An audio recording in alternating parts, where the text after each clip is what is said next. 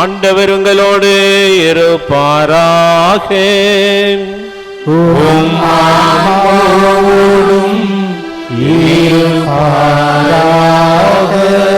மத்தேயு எழுதிய தூய நற்செய்தியில் இருந்து வாசகம்.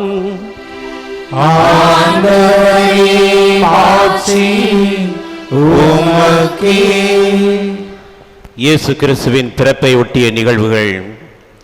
அவருடைய தாய் மரியாவுக்கும் யோசேப்புக்கும் திருமண ஒப்பந்தம் செய்யப்பட்டிருந்தது.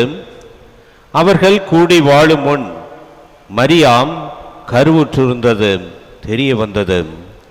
மரியா தூய ஆவியால் கருவுற்றிருந்தார். மரியாவின் கணவர் யோசேப்பு நேர்மையாளர்.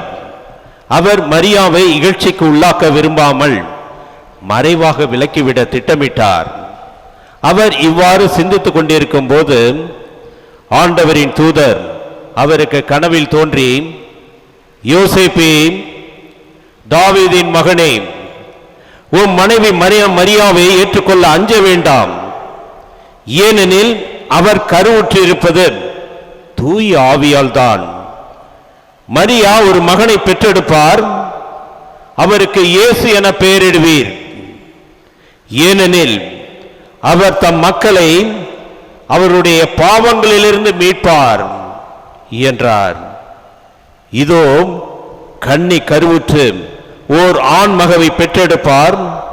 அக்குழந்தைக்கு இம்மானுவேல் என பெயரிடுவர் என்ற இறைவாக்கினர் வாயிலாக ஆண்டவர் உரைத்தது நிறைவேறவே இவை யாவும் நிகழ்ந்தன. இம்மானுவேல் என்றால் கடவுள் நம்முடன் இருக்கிறார் என்பது பொருள்.